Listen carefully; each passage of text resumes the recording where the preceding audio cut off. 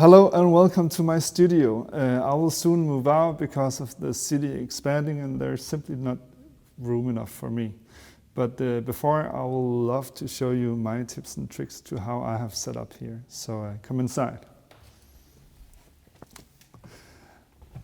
So the first thing is my iPad, which controls all of my light, my computer and all electronics in my studio. Controlling my light is just so crucial because how my mood is depending on the light. So I have different scenario scenes, so I can have it dimmed if I'm in a moody mood, and I can have full light power, high intensity if I'm low energy and I need some energy, or if I need to clean and see all the dirt is here. But I can also turn on my computer, which is so helpful, especially when I'm out traveling and I need to access my computer. For example, if I need some files or if I need to do a small change on a mix or something, then I can turn on my computer and I can start controlling it with the TeamViewer, and that is so helpful and has saved my ass so many times. This is my desk. I have always used 2 or 3 screens set up. But since I'm almost only using Ableton Live, which doesn't really support 2 screens, or at least you don't need it in any way, then I upgraded to one big 4K monitor and one for utilities. Right now it's recording my speak, and it's I use it for lyrics and whatever. And I'm so happy with one big screen. It has really changed actually maybe my neck a bit. But I can recommend it. And then another thing that I'm so pleased about is to have my keyboard right in front of me. I have owned this keyboard for I think 6 years now. And it's only reason that the keyboard came to the table because one of my tenants asked if it could be on the table. And I was like, yeah, but nah. And then after I got it on the table, I have used it every single day because having it available just means that you get to use it. And then another extremely important thing is you need to connect the sustain pedal. And if your cable isn't long enough, then you can use a headphone extender to extend the sustain cable. So having a keyboard on your desk just means that you will play and perform more, and there are no excuses for not having a sustain pedal. That changes everything, so get a sustain pedal. I use my trusty Yamaha NS10s, which I have paired with a good amplifier, a kind of DIY amplifier from Anaview, which just makes them sound as they should. I don't think they are a shitty speaker, and I don't think they are they don't have any bass, so of course they don't sound delicious, but they sound as they should, I think. And then the other thing, everything I've ever done on NS10s has always been good. It's like when I make music on NS10s, then it just sounds good, because when you make music on big monitors with loads of bass, then you kind of cheat yourself, because then you feel like you have this extra octave in the bottom, so you get much more space in your mix, but it's only you who got that, and an extra few people. But normal people listen to music through small speakers and headphones, and they don't have this extra octave in the bass, and therefore you can't make music that way. It just doesn't reflect to a normal system when you do it on big speakers. So always when I make music, I use my NS10s, and I really love them.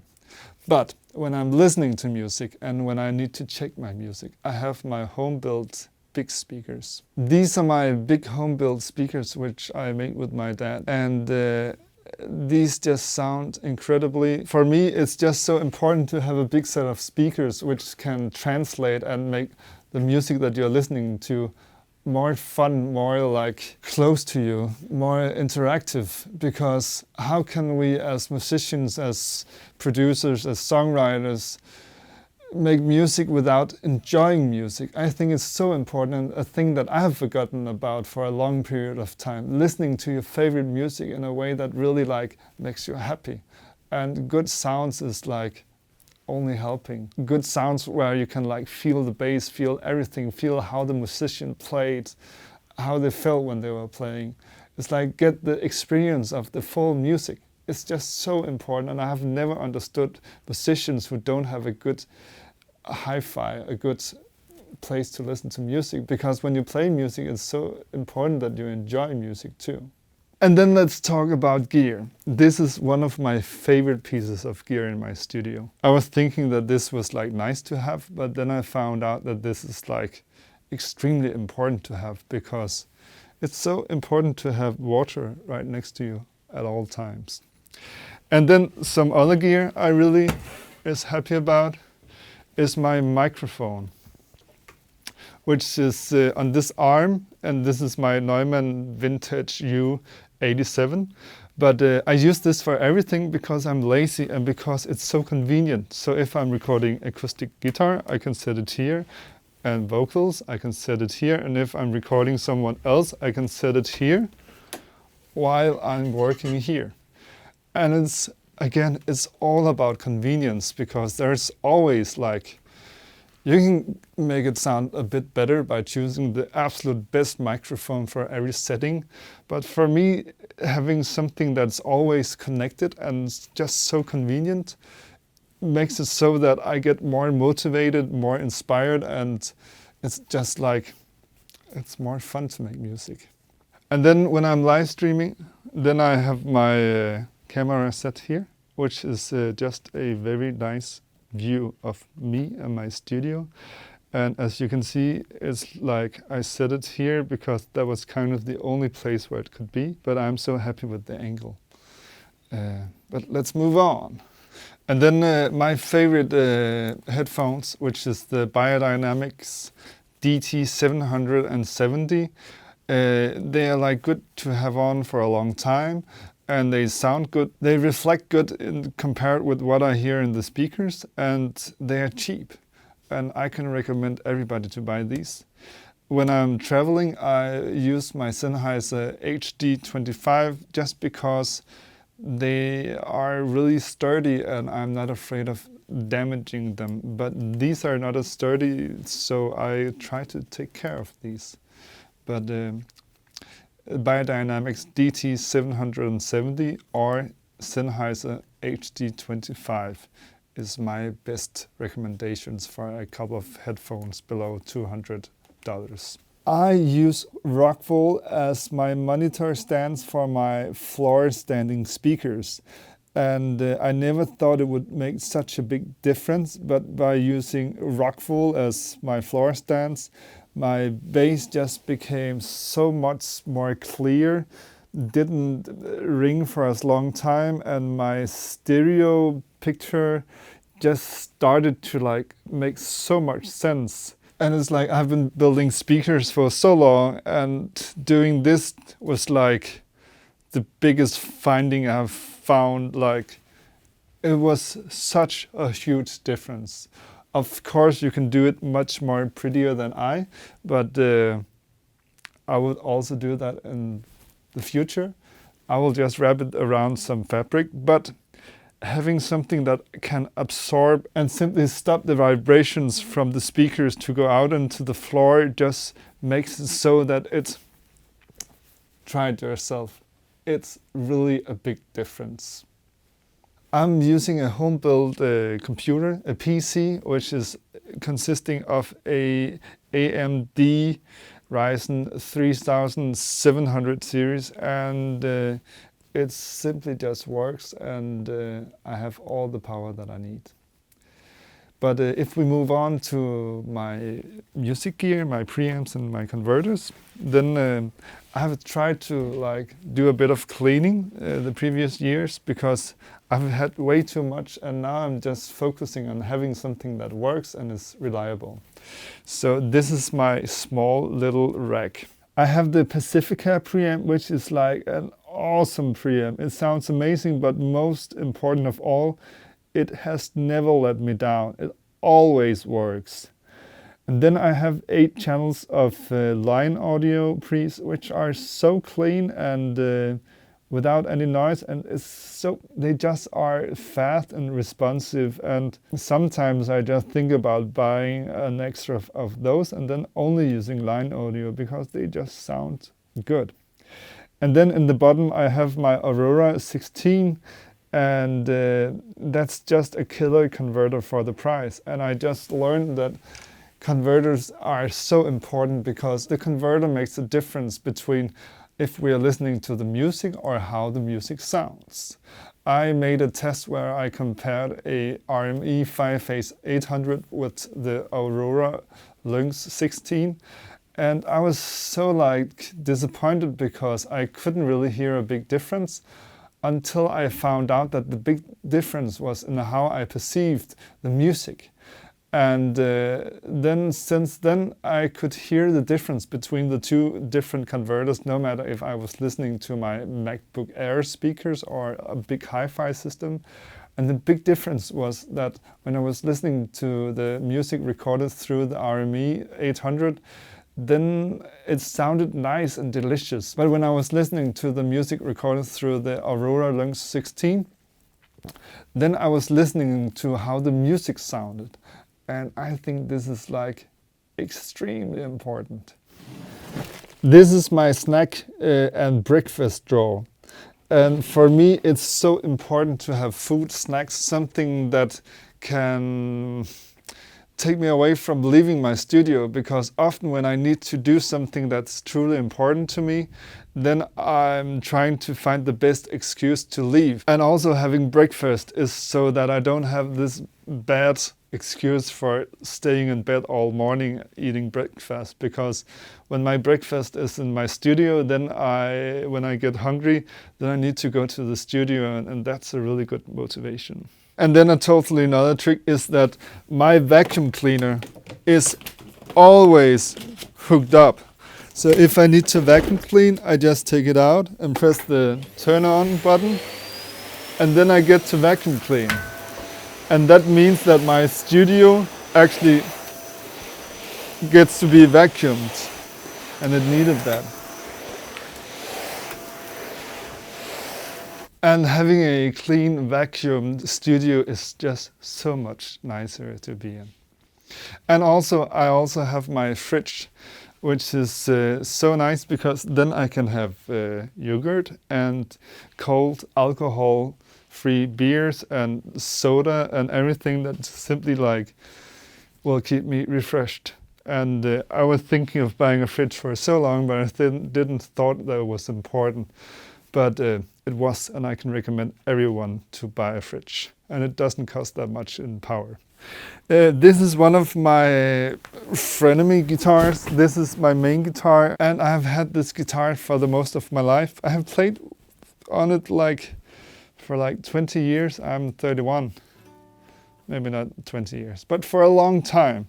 And it's a Fernandes Telecaster, and it has a new bridge, a new pickup. It has no bridge pickup, and it only has a functioning volume knob.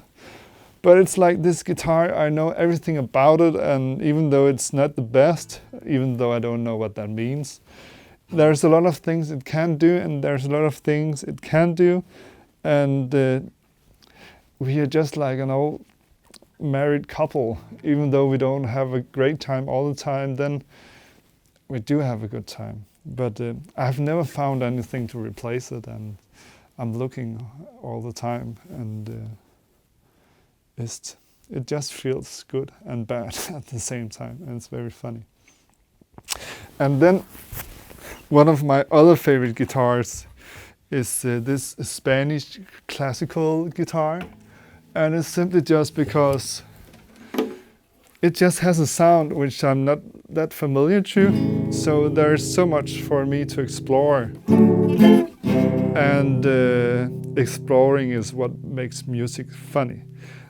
So with my Fernandes, I actually rarely use it for when I produce songwriter songs, because it feels so difficult for me to actually play or do something that I haven't done before, even though this is a really bad excuse. But with this guitar, then it's like when I take it into my hands, something new happens every time. And then it's just not a sound that we are used to listening to in the radio that much. So it's like there are so much new unexplored material to get through with this guitar. And I got this for free, and you can buy it in a flea market or on the used market for like kind of nothing. And then you just have an extra sound, which you can learn to play, sample, hit, use as a weapon or whatever. But it's like a cheap new sound, which I think is like extremely valuable. And then we get to my amplifiers. This is my Fender Vibrolux, which has been customized. Basically everything inside of it has been turned out and new has been built. And it sounds extremely nice, and I'm just very happy about how it sounds. I also have my small Vibrolux, which if you're a beginner guitar player and just need something that can play loud and sound extremely awesome, then this also sounds extremely nice. But my Vibrolux has some more clarity, and yeah, it just sounds like more expensive. It's the best way for me to talk about it. And one of the main thing about my studio is that everything is always connected, because it's all about convenience. Just like my preamps are my favorite preamps because they always works. I always have a microphone on my preamp. I use the Beyerdynamic M201, which I think is clearly my favorite guitar amp microphone. It's just like when I play something and record it, it sounds like it did in reality, at least the closest that I have experienced. And then talking about that everything is always hooked up, then let's go to my piano. Because I always have these two piano microphones and then my Sennheiser MD441 microphone ready. So if I want to like compose something or just practice and record it, then it's always ready for me. Conveniency. If I don't need to put up mics and don't need to like draw the cables and everything, then I get to do more music, and that's all that counts for me. And talking about the piano, I just started learning to tune my piano, and that's actually not that difficult. And it just makes it so that my piano is actually usable the most of the time. If you would like to see me explain how I do, then let me know, and I will do like this, the novice way to tune your piano. But just having this small knowledge of how to do it just makes it so much easier and makes the piano so much usable. Now I can actually use it for recording when I make a song, which I couldn't before, because then 5 days after it was tuned, it wasn't good enough. But now I can like sit down and tune those notes which aren't good enough, and therefore I can actually use it in a good way. Since this isn't the biggest room and I like the sound of a small room, my room is full of diffusion and absorption. So my diffusers kind of make the room sound bigger, and my absorptions makes the room sound more dead. And to be honest, it's mostly the absorption that does a thing, but when I record drums, I often have the drums right here, so I get some reflections from the drums, and that actually makes this room usable for recording drums. I feel like that if you have a small room, then I would rather hear the sound of a dead room than a small room, and that's just my preferences. And then you can see I have these hanging microphones, which is my ambience microphones, which is always connected. Conveniency. If you have room mics set up, then you use the room mics. These two are modified RØDE NT2As, which I swapped the capsule out with some very good capsules. I have two sets, two with Thiersch M7 capsules and two with Team Campo C12 capsules. And these microphones cost like not very much and sounds like a very good microphone. So if you would like to experiment with how to swap capsules, then I can recommend the NT2A body to do it with, because they have a ship's circuit which is extremely clean and flat and just works. And you will get a sturdy microphone that sounds really good for not that much. If you would like to see a video about that, then let me know. And then another thing that I love with my piano is that it's uplit. I have LEDs inside of it, and it just makes it so beautiful. And it's so easy, and I can recommend it to everybody. As a beginner, I recommend you to buy dynamic microphones, because when I didn't have any money, which I still don't, but then I thought of buying equipment like this. I only buy equipment that I want to own in 5 or 10 years as well. And you can actually get like a future-proof microphone by buying dynamic microphones. And for me, I have just like the whole collection, so yeah, it's just so nice to have some different, and I know that these will last me until I break them, and I know that I really need to do my best to break them. And then just a small gear recommendation. If you're a beginner and you need a good microphone for recording vocal, then try out the Shure SM7. I think that this is the best beginner microphone. For some voices this doesn't fit, but if you're not one of those few unlucky ones, then you will get a microphone that you can use the rest of your life. In my bigger studio, when we are recording vocals, then we always use an SM7 combined with a U87 Neumann microphone. And it's like 50-50 that we use the SM7 over the Neumann U87, because this is just a sound that works. So maybe this seems like a bit expensive beginner microphone, but then you have a microphone that you can use the rest of your life, and you can also sell this without losing much actually. But use it with a cloud lifter or a fat head, unless you have like this extremely clean microphone preamplifier like the line audio that I have, for example. As you can see, I don't have any compressors or equalizers, because I like to record it as fast as possible. So it means that I don't need to adjust my equalizer, compressor, or anything like that. I can do that when I have recorded it. For me, it's all about conveniency. I also don't have any external synthesizers, because it's just a bit too much work compared to how I enjoy that extra getting to touch everything.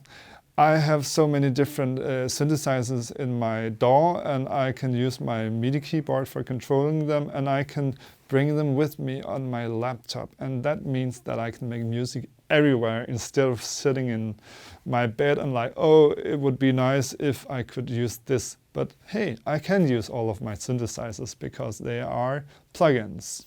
This was my first studio tour, and if there is anything that you would like to learn more about, hear me tell more about, then please let me know. And if you enjoyed this video, then please hit the thumbs up button and consider to subscribe to my channel. It would truly make me happy. Enjoy.